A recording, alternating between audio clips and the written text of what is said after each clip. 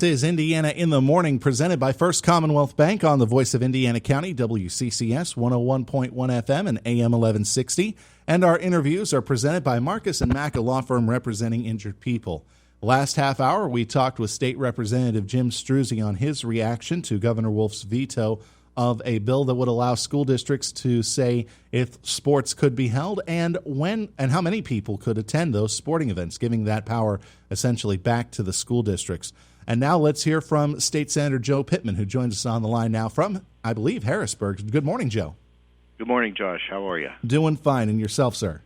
Doing well, thank you. All right. I would imagine, though, that when you heard the news yesterday of Governor Wolf's veto, you were kind of, what was your reaction to hearing Governor Wolf's veto? Well, it was not surprising. I mean, the governor has made it clear ever since this legislation began moving through the process that he would veto it. What I had hoped for is that with the large bipartisan veto-proof majorities that this legislation passed in both chambers, that he would reconsider. Obviously, he chose to veto the bill. I would not be shocked if he at some point comes out with some level of new guidance that essentially implements the bill that he vetoed, similar to what he did with real estate many months ago when we passed legislation reopening real estate transactions by veto-proof margins. The governor, while he vetoed the bill, he went ahead and lifted the restrictions. It wouldn't shock me if that occurs, but we are moving forward. The House has to act first, and we'll see what they do with the vote. But my hope is that they will vote to override it, and then we will follow suit in the Senate. So you believe the Senate does have the votes needed to override the veto, then? Well, when we passed the legislation, it included 39 votes in favor, which is 5 more than a veto-proof majority. So 10 of our Democratic colleagues voted for the bill. So this is a bipartisan issue. This is not a matter of partisanship. This is a matter of the General Assembly vehemently disagreeing with the approach the governor has taken on this particular issue. One of the things that your colleague in the State House, Mr. Struzzi, said that was frustrating to him was that Governor Wolf waited till the last possible moment to put the veto into effect. Did that also anger you?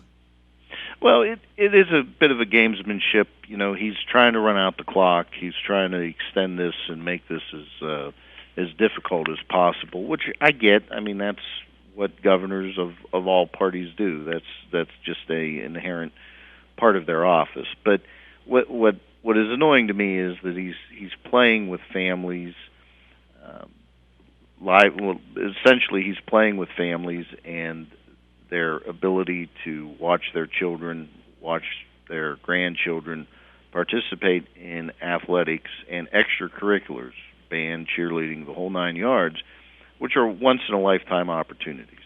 And as the season goes on, as we know, high school football, for example, is only generally a 9-week season, and we're well into it already.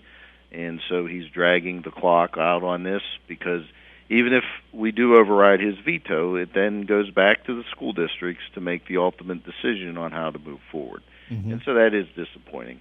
So it's still going to be a long process, even though it looks like there is a veto-proof majority in both the State House and Senate. As you said, it has to go back to the districts, and then they have to set those limitations.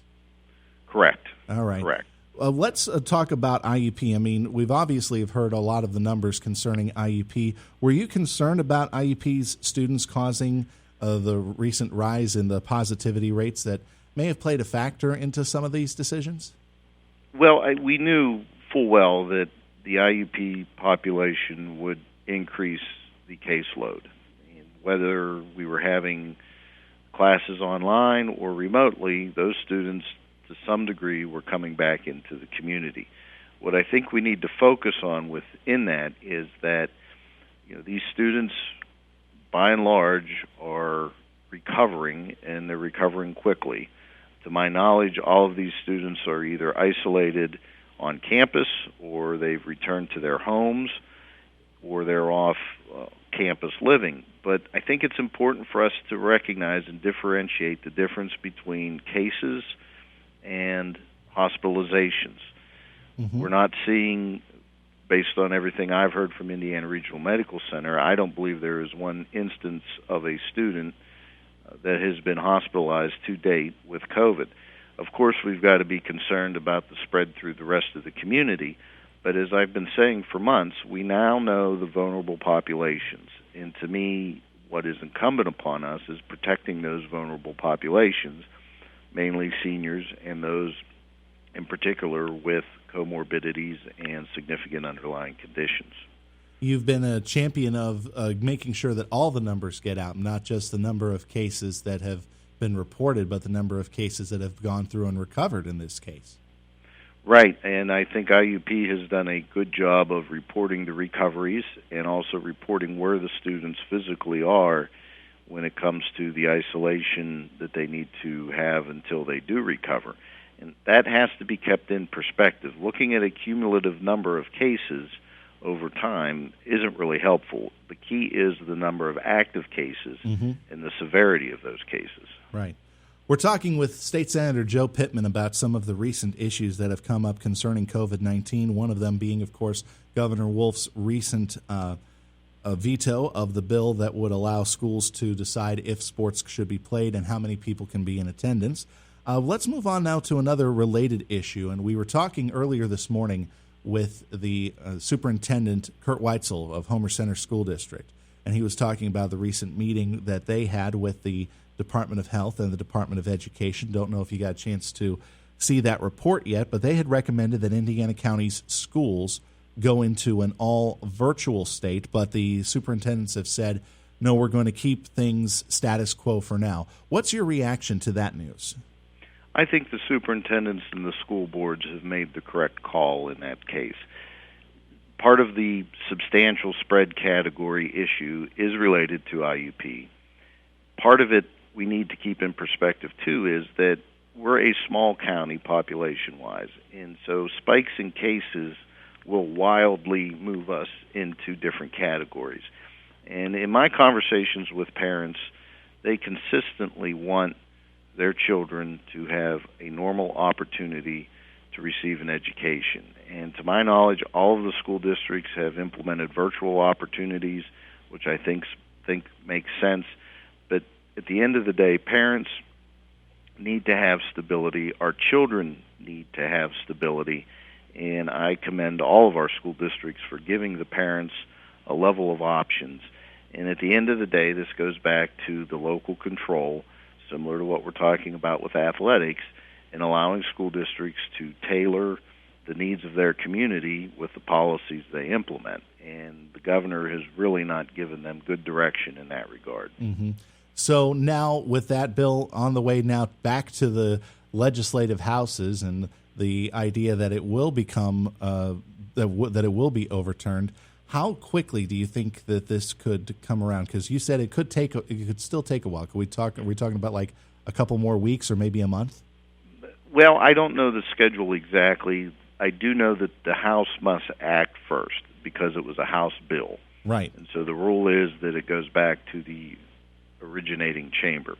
Once the House of Representatives acts on it, and if they override the veto, I believe the Senate will be called back and quickly do it. I would hope that a week from now we will be talking about either having the veto overridden or the governor will have come to his senses and given the school districts this authority on his own.